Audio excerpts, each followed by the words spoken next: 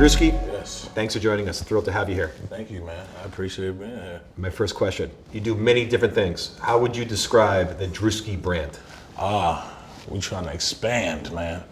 We're trying to take over the world. So I describe the Druski brand as a comedic genius. That's what they call me. Yeah. They do. Yeah, they as in, just people around. Everybody tell me all the time, like, oh my God, you're so smart. I'd be like, thank you. But you do, But, I'm humble.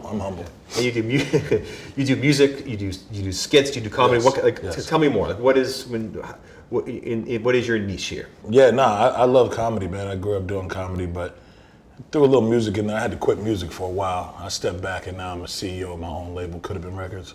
You know about Coulda Been Records? I do, but I want to hear more. Okay.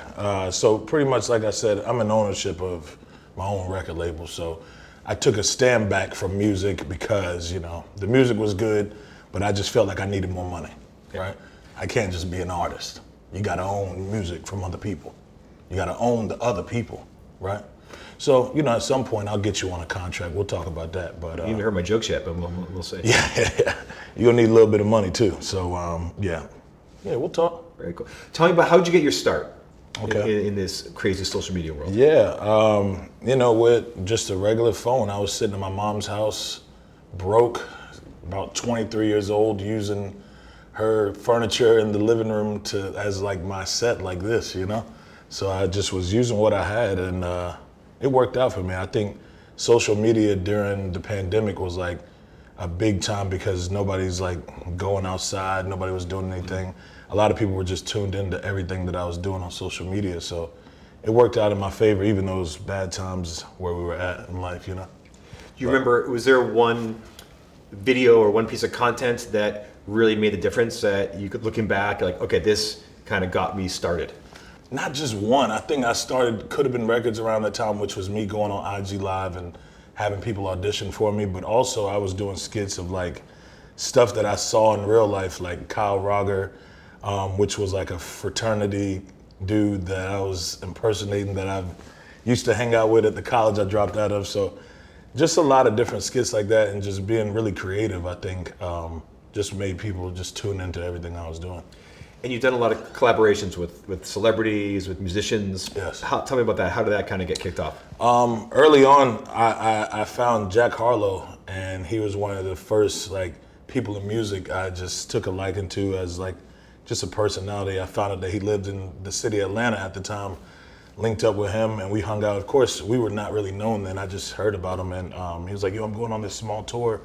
And I went on tour with him. We were on a bus with like a whole bunch of people. We were showering at truck stops, just, crazy stuff. But it just, we stuck through it and pushed through, even through all the struggles through that.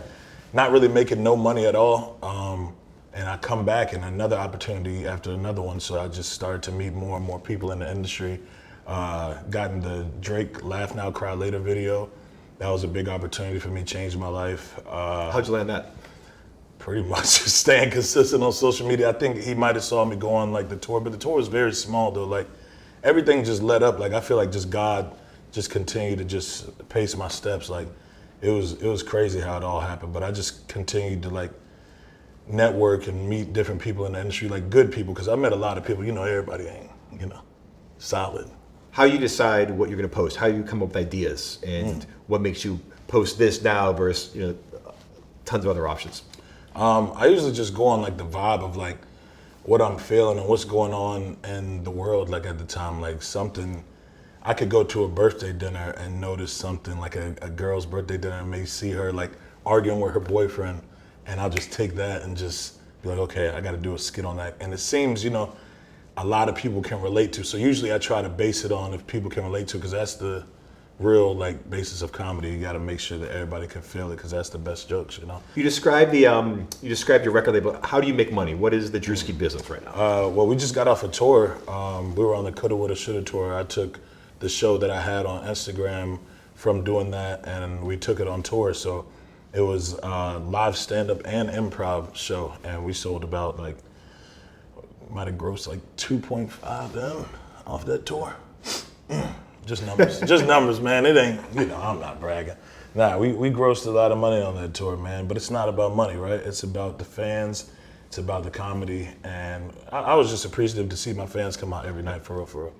Yeah. Tell me more about the record label. You said you want to, it's music, but it's also comedy, satire, right? Is that your genre there? Yeah. You know, I just like to be in full ownership. When I get into like my CEO mode, like right now I'm not the CEO, I'm just Druski. I'm Drew, right? But when I get in my CEO mode, everything just flips. You never know what you're gonna get. So yeah, man, we got to bring you on the show. We're actually shooting a TV show now. Coulda Been House, where we're putting our artists in a house competing for a record deal. How'd you learn the record business in terms of it's you caught on big during COVID. It's been a few years now. You're going from creator to owner and CEO. How'd you learn that game? Just being around like the top dogs like Diddy. Just learned a lot from them and figuring out different, because I used to look up to him, when he did his show Making the Band, where he put people in a house and like compete for a record deal, and how he was treating his artists, because that's the basis of it, how he was treating the people. He treated his artists like shit for years, man. I looked up to that. I loved that. I said, man, I really, really, really, really, really can't wait to be in full ownership. So, that's what I'm doing now. Yeah. You have the same management style as Yeah, same management. I treat my artists like shit, but they appreciate that, because at the end of the day, they know they're getting 1%. So you're like a drill sergeant. Something like that. Yeah. I could see that. What else? You also have other brands, right? Yes. Tell me about those. For lifers, so we have a media company, pretty much just trying to like be like Adam Sandler and other people that have created their own way to make movies without these other companies involved, So I always wanted to like be creative with my team and the people I grew up with, and just my internal team that I work with now, like my management, and just create movies and TV shows that we love in our own way, Because I feel like it's been a minute since a good movie has come out in comedy, There's a lot of good action movies right now. How do you switch? You have your own, creator platform. You have a media company, record company. How do you kind of sort this out? Like, what is your typical day, or do you work on project to project? Like, how do you keep juggling all these things? With a good team, a good assistant, good people. So I think that's the biggest thing with me. I think just keeping good people around you and people that are focused, because that I can't do it all by myself, right? So. Look, you mentioned, you looked up to Diddy back in the day. Yeah. What comedians were kind of core to you growing up or even now? Comedians that were core to me, probably like Chris Farley, shows like that my mom would show us, like In Living Color, Cedric the Entertainer, Dave Chappelle and Kevin Hart, those type of people, like even the Martin Lawrence. It's so many, man, but I think my family would enjoy coming together and always like watch these comedies, and I would always look up to them, and I never really knew that they were influencing me on what I wanted to do, but I enjoyed it so much that I kind of envisioned myself young doing it, but I didn't know that would be my thing, Yeah. When did you see social media as a way to reach an audience and to take your art and creation and kind of share the world? When did that kind of catch on? I think I saw a lot of other people before me doing it, and I knew I wanted, because I would like always compete in my head, like, man, I'm funnier than that dude. Nah, that's not that funny. Like, I was just doing all this stuff in my head, but I wasn't putting it to work, So I had to go out and put in the groundwork, and then that's when I was like, okay, I can do this myself. But they're doing it with just an iPhone and going outside and being creative. I could be creative as well. So I tried to put my own spin to it, and yeah, we're here. Yeah. Forbes. Yeah. Music, comedy, media, what do you want the Druski legacy to be? Just want to be the best, man.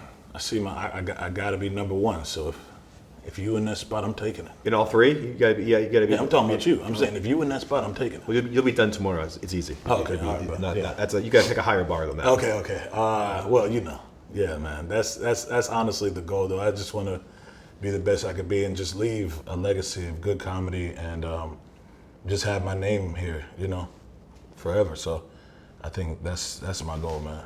You mentioned Jack Harlow, Drake. You've done some incredible collaborations and worked with a ton of amazing people. Yes. Who is the one person that you would dream to collaborate with right now? Probably Eddie Murphy. I auditioned for a role in a movie with Eddie Murphy, but I still don't know if I got it yet. but I hope I did. So I think that's a big goal for me right now. How do you picture it? What would you want to do with Eddie? Something with characters, because I have a lot of characters that I do as well. So I think that would be like the dream thing to do, because he has like endless characters that he plays in all his movies. So it's something where we could both be in that type of realm. Wow, very cool. Yeah. What is your secret for building a massive fan base and audience? Consistency. Even when you don't see it going your way, continue to keep going. And it doesn't matter what's going on. Don't look up your name and figure out what people are saying about you. Don't look at all that stuff. And even if you do, just keep going. It don't matter.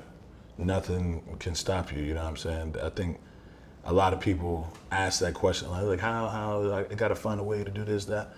And it's just consistency. Even after you fail, just keep going. Nobody's perfect, you know? So, what advice do you have for businesses and brands? What must they think about before they reach out to partner with a specific creator? They gotta come with that bag. that's about it. That's about it right there. Come with that money on. Yeah. Who do you work with? Do you do corporate partnerships or do you do collaborations? Both. I think right now we just got off of doing a big commercial run with Google Pixel. We work with Raising Cane's. I have equity in a company named Happy Dad. That's a big hard seltzer brand that's going crazy right now. We just started working with Nike. So yeah, that's gonna be amazing to start that relationship with them. Besides the big bag, what makes you, when you consider, how do you decide to work with a company or not? When I meet the people that work for that company, I kind of base it off of like if I vibe with them, what they mean to like their company and like what they mean to other people. Because, you know, some people are like nasty people behind the scenes, you know what I'm saying? It could be some, you know, crazy situations behind the scenes and like what they believe in. So I try to figure out who like they are as like people before I look at them as a company. Not to name names, but what are some of the wildest offers you've had on the table for partnerships? Damn, we'll put it out there. I said that 215 on that too, huh?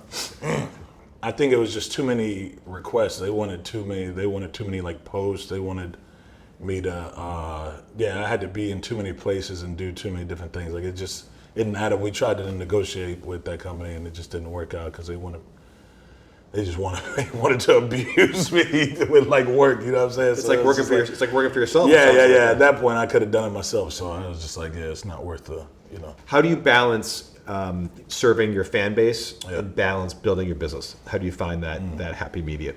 I think you just gotta know.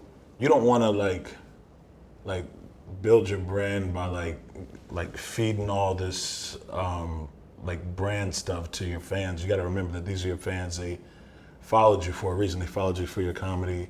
They love you. You don't want to just try to get all this money and just feed them bullshit after a while, you know? So I think you just got to stay like yourself. Like you never want to lose yourself because a lot of offers will come on the table. And I've seen a lot of other people that even other comedians, like I'll see that they got a big bag from a company and they'll just post like endless about that. And you never even see their comedy anymore. It's just like, you block their page from watching it, you know, so I try not to do that. I try to learn from like other people's mistakes and stuff. Yeah. Like many great founders, you were a college dropout. Yes. What advice would you have? The way y'all set that up is kind of like, that is a great thing, man. No, it's not. It's not a good thing, but you know. What advice do you have someone who is on the cusp of maybe making social media a full-time job? Maybe they want to quit a job, maybe they want to drop out of school. What advice do you have for people looking to make that jump? I think a lot of people try to drop out and then they be like, oh, I'm gonna do this, I'm gonna do that, I'm gonna do this. If you're gonna do something, do it all the way. Like don't halfway be in and out. I think, so that kind of like bridges the gap.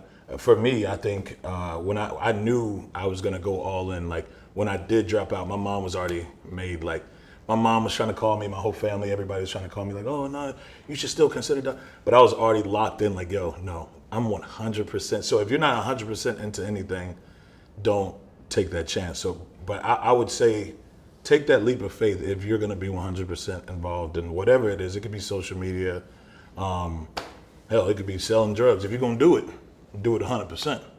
Don't be half in, half out. It ain't gonna work. You know that, man. If you're gonna steal big, right? Well, no, I didn't say steal. No, say steal. In terms of When you decided to make this a full-time job, or when you decided to drop out of school, were you making any money yet, or was it just still you're doing it for likes? And Nah, it was a cold 3 years for maybe cold 2 years. You'd probably say 2, 3. Yeah, my homies were supporting me for a while because my mom said, "Hey man, you grown now. I ain't paying that cell phone bill." Yeah, so yeah, shout out to the gang. You know, when they believe in you, you know you got something.